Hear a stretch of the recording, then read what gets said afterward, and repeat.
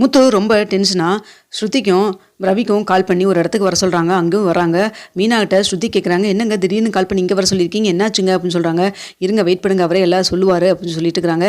ஏன்டா இவ்வளோ பதட்டமாக இருக்குது அப்படின்னு சொல்கிறாங்க. இல்லைடா நம்ம வீட்டில் என்னென்னமோ நடந்துட்டு இருக்குதுடா, நான் சொல்கிறத மட்டும் நீங்கள் பண்ணுங்க அப்படின்னு சொல்லிட்டு ஸ்ருதிக்கிட்ட சொல்கிறாங்க. என்ன முத்து பண்ணணும் அப்படின்னு சொல்லி கேட்குறப்போ, நீங்கள் பல குரலில் மாற்றி பேசுவீங்கள, ஒரு நம்பர் கொடுக்குறேன், அது வேறு ஒரு நம்பர்லேருந்து கால் பண்ணி நீங்கள் வந்து வேறு மாதிரி பேசணும் அப்படின்னு சொல்கிறாங்க. ஏன் என்னாச்சு அப்படின்னு சொல்லி கேட்குறப்போ, இங்கே பாருங்கள் நம்ம நினைக்கிற மாதிரிலாம் கிடையாது, பார்லர் அம்மாவுக்கு ஏற்கனவே கல்யாணம் ஆயிடுச்சு, அவனுக்கு கிறிஷுங்கிற பையன் வேறு இருக்கிறான் அப்படின்னு சொல்கிறாங்க. இந்த கிறிஸ்டனே சொல்கிறீங்க அப்படின்னு சொல்கிறாங்க. ஆமாம் டே கிறிஸ் வெளில வாடா அப்படின்னு சொல்கிறாங்க.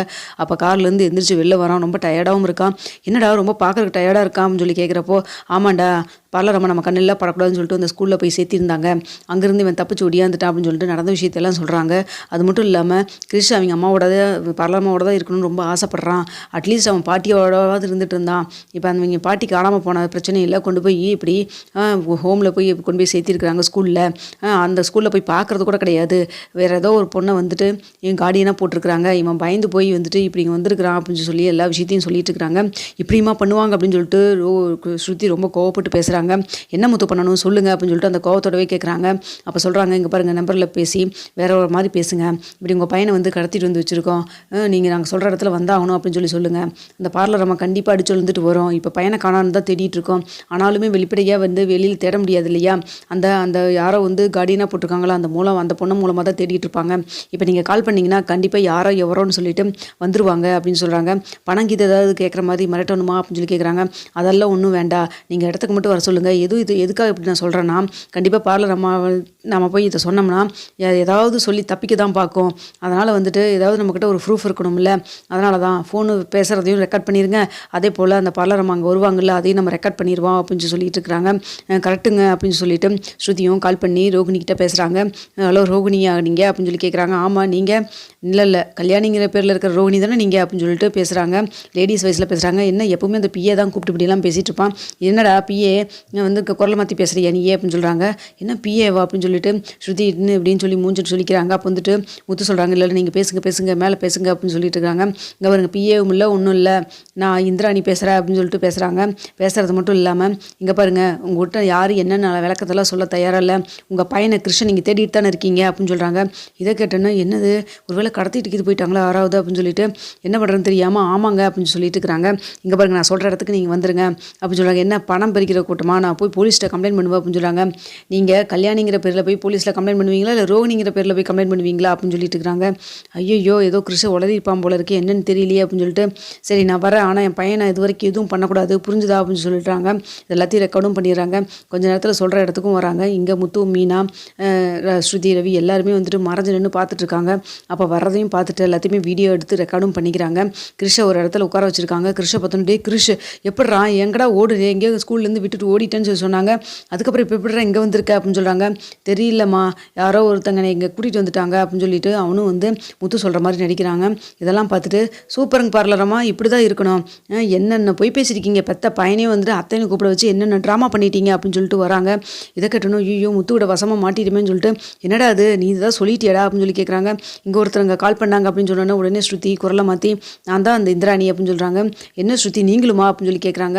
ஆமாங்க நீங்கள் பண்ண இந்த கொடுமையான விஷயத்தை விட நாங்கள் பண்ணது ஒன்றும் பெருசு கிடையாது, உங்களை எப்படி கையும் களுமா மாட்ட வைக்கணும் அப்படிங்கிறக்காக தான் முத்து பிளான் பண்ணி தான் நாங்கள் இப்படி பண்ணியிருக்கோம் அப்படின்னு சொல்கிறாங்க. ஏன் முத்து என் விஷயத்தில் நீங்கள் தலையிடாமல் இருக்க முடியாதா அப்படின்னு சொல்கிறாங்க. என்னங்க வேலை பார்த்துருக்கீங்க உங்கள் விஷயமா, இதை அப்படியே கொண்டு போய் செட்டாக கொண்டு போய் போலீஸ் ஸ்டேஷனில் கொடுத்தனா நீங்கள் கம்பி என்ன வேண்டியது இருக்கும் பார்த்துக்குங்க.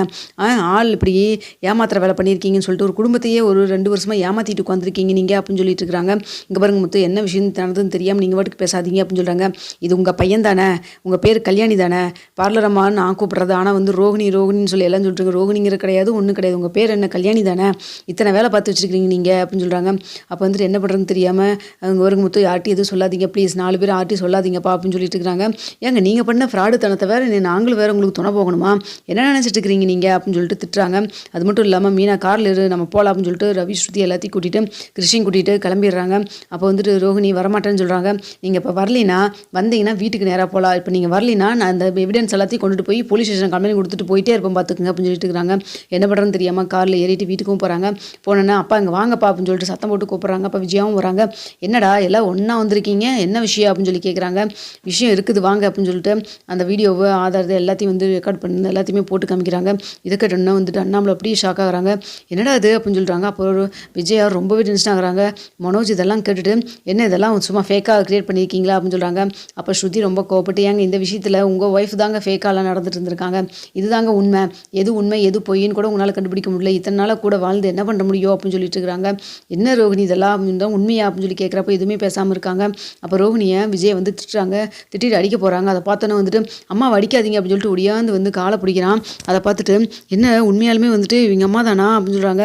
ஏம்மா நம்ம விளையாட்டுக்கு அம்மா நான் சொல்லிட்டு இருக்கிறேன், இந்த பார்லர் அம்மா தான் வந்துட்டு இந்த இவங்களுடைய இந்த கிறிஸ்துவோடைய அம்மா அப்படின்னு சொல்லிட்டு இருக்காங்க. என்னடா இது அப்படின்னு சொல்லிட்டு ரொம்ப ஷாக்காக பார்த்துட்டு ஏண்டி பணங்காசு விஷயத்தில் தான் ஏமாற்றிட்டு இருந்தேன், திருட்டு பொய் பித்தலாட்டம் பண்ணிட்டு இருந்தேன், இன்னும் இவ்வளோ பெரிய விஷயத்தை மறைச்சிட்டு இருக்கிற, என்ன நீ நினச்சிட்டு இருக்கிற, உனக்கு பிடிச்ச வாழ்க்கை அமையணும் அப்படிங்கிறக்காக பெத்த பையனையும் பெத்த அம்மாவையும் கூட நீ வந்துட்டு இப்படிலாம் நீ பண்ணுவியா, நீயே அம்மா உயிரோடு இருக்கிறப்பவே இல்லை இறந்துட்டாங்கன்னு வேறு நீ சொன்னியில்லை நீயே அப்படின்னு சொல்லிட்டு திட்டிட்டு அடிக்கவும் போகிறாங்க. பண்ணாமல இவளெல்லாம் இனிமேல் வந்து இந்த ரோஹிணியெல்லாம் அடித்து நம்மளுக்கு எதுவும் ஆக போகிறது கிடையாது, என்ன பண்ணுறதுன்னு சொல்லி யோசிப்போம் அப்படின்னு சொல்கிறாங்க. ஏங்க யோசிக்கிறக்கு என்னங்க இருக்குது, இவ பொட்டி படுக்கை எல்லாத்தையும் தூக்கி வெளியில் எறிங்க ஃபஸ்ட்டு அப்படின்னு சொல்கிறாங்க. அங்கிள் அப்படி இல்லைங்க அங்கிள், நான் சொல்கிறது கொஞ்சம் என் சைடில் இருக்க நியாயத்தையும் கேளுங்க அப்படின்னு சொல்கிறாங்க. யார் தான் தப்பு பண்ணிவிட்டு அவங்க சைடு நியாயம் இல்லைன்னு சொல்ல போகிறாங்க, எல்லோரும் அவங்க தரப்பில் நல்லது தான் பண்ணிவிட்டு நான் என் இதுக்கு தான் சுயநலமாக தான் பண்ணேன் அப்படின்னு சொல்லிட்டு ஏதோ ஒரு நியாயத்தை சொல்லத்தானே செய்வாங்க. அப்படி தான் நீயும் எங்கள் காதில் பூ சுத்த பார்க்குற, இந்த வேலையில் இங்கே நடக்காது பார்த்துக்கோ அப்படின்னு சொல்கிறாங்க. ஆண்டி கொஞ்சம் சொல்கிறது கேளுங்க ஆண்டி, கோவப்படாதுன்னு கேளுங்க ஆண்டி அப்படின்னு சொல்லுவாங்க. கோவப்படுறதா பத்துன்னு அப்படியே நம்ம பத்திரக்கிழமையில ஆயிரும் பார்த்துக்கோ, பயங்கர டென்ஷன் இருக்கேன், கம்முன்னு இருந்துரு, இருக்கிற கடுப்பில் என்ன பண்ணுவோன்னே தெரியாது, ஒழுங்காக பையனை கூட்டிகிட்டு வெளில கிளம்பு ஓடு அப்படின்னு சொல்லிட்டு இருக்கிறாங்க. அப்போ முத்து சொல்கிறாங்க, அம்மா இங்கே பாருங்க அவங்க பண்ண தப்புக்கு கிருஷ்ணன் என்ன பண்ணுவான் அப்படின்னு சொல்கிறாங்க. அதுக்காக அவனை இங்கேயே தங்க வைக்க முடியும், ஏற்கனவே இவன் வந்தாவே எனக்கு பிடிக்கவே பிடிக்காது, இப்படி ஒரு விஷயத்தை பண்ணியிருக்காங்க, இதுக்கப்புறம் என்ன பண்ண முடியும் அப்படின்னு சொல்லிட்டு இருக்கிறாங்க. இங்கே பாருங்க கிருஷ் இங்கே இருக்கட்டும், இந்த பார்லர் அம்மா பண்ண வேலைக்கு போலீஸ் ஸ்டேஷனில் போய் கம்ப்ளைண்ட் கொடுப்போம் அப்படின்னு சொல்லிட்டு முத்து சொல்கிறாங்க. இதை பார்த்துட்டு மனோஜ் வாடா போலாம் வாடா அப்படின்னு சொல்லிட்டு கூப்பிட்றாங்க. என்ன மனோஜ் எனக்கு நீ சப்போர்ட் பண்ண மாட்டேன், என்னத்தை சப்போர்ட் பண்ணணும், நீ என்னைத்தான் ஏமாற்றிருக்க, மற்றவங்கெல்லாம் கூட அந்தளவுக்கு பாதிக்கப்பட மாட்டாங்க, நான் தான் டேரக்டர் ரொம்பவே பாதிச்சிருக்கேன், உன்னை வந்து நான் இனி சப்போர்ட் வேறு பண்ணணுமா, எந்த நம்பிக்கையில் நீ என்னோட வந்து நீ தன்னால் வாழ்ந்துட்டு இருந்த, ஒவ்வொரு நாளும் வந்து எங்களோட பேசுகிறப்போ பழகுறப்போ உனக்குள்ள மனசுக்குள்ள உறுத்தலாவே இல்லையா, கல்யாணமாகி ஒரு குழந்தையும் பெற்றுட்டு கல்யாணம் ஆகலின்னு சொல்லிட்டு இப்படி வந்து நீ ஏமாத்தினியே அப்படின்னு சொல்கிறாங்க. இதை பார்த்தோன்னே இங்கே பாரு மனோஜ் நீ ஓவராக பேசாத அப்படின்னு சொல்கிறாங்க. நீ மட்டும் என்ன ஒழுங்கா, கல்யாணத்துக்கு முன்னாடி நீ ஒரு பொண்ணோட ஒரு வருஷம் வந்து ஒன்றா இருந்தவன் தானே அப்படின்னு சொல்கிறாங்க. இங்கே பாரு அந்த விஷயத்தை எல்லாத்தையும் சொன்னதுக்கப்புறம் தான் நீ கல்யாணம் பண்ண, அதுக்கெல்லாம் நீ ஓகேன்னு சொன்னதுக்கப்புறம் தானே கல்யாணம் பண்ண, தெரிஞ்சுதானே கல்யாணம் பண்ண, அதே மாதிரி நீ எல்லாத்தையும் சொல்லியிருந்துருக்கணும்ல, அதுக்கப்புறம் நான் உனக்கு கல்யாணம் பண்ணலாமா வேண்டாமான்னு சொல்லி நீ யோசிச்சிருப்பேன்ல, ஆனால் எதுவுமே சொல்லாமல் பொய் பேசி மறைச்சி எல்லாம் பண்ணிவிட்டு இப்போ நீ வந்து எனக்கு ஈக்குவலாக வேறு நீ வந்து பேசுகிறியா நீ அப்படின்னு சொல்கிறாங்க. பார்த்தியாடா இவளுக்காடா நீ இத்தனை நாளாக நீ பயந்து பேசிட்டு பண்ணிகிட்டு இருந்த, இத்தனை நாளாக வந்து இப்படியெல்லாம் பிரச்சனை வந்து மாட்டினா கையும் கழுமா மாட்டுறப்போ இது மாதிரிலாம் பேசணும்னு சொல்லிட்டு யோசிச்சு வச்சுருந்துருக்கா பார்த்துக்கோ அப்படின்னு சொல்லிட்டு இருக்கிறாங்க. அம்மா நான் இவளை என்னமோ நினச்சம்மா, இப்படி இருப்பான்னு நினைக்கவே இல்லை, இவளோட ஏன்டா இத்தனை நாளாக வாழ்ந்து எப்படி இருந்தோம்னு எனக்கே தெரியல, இனிமேல் என் வாழ்க்கையில் தனியாக இருந்துட்டு நான் உங்களோட அம்மா அப்பா கூட இருந்துட்டு நான் கழிச்சிடணும் விழிஞ்சு இவளோட ஒரு நிமிஷம் கூட இருக்க முடியாது, போலீஸ் ஸ்டேஷனில் போயிட்டு கம்ப்ளைண்ட் கொடுத்துட்டு கையோட போய் இந்த வக்கீலை பார்த்து நான் வந்து டைவர்ஸ்க்கு அப்ளை பண்ண போகிறேன் அப்படின்னு சொல்கிறாங்க. இதை கேட்டு என்ன மனோஜ் இப்படி சொல்கிறேன்னு சொல்லிட்டு ரொம்ப கோவமாக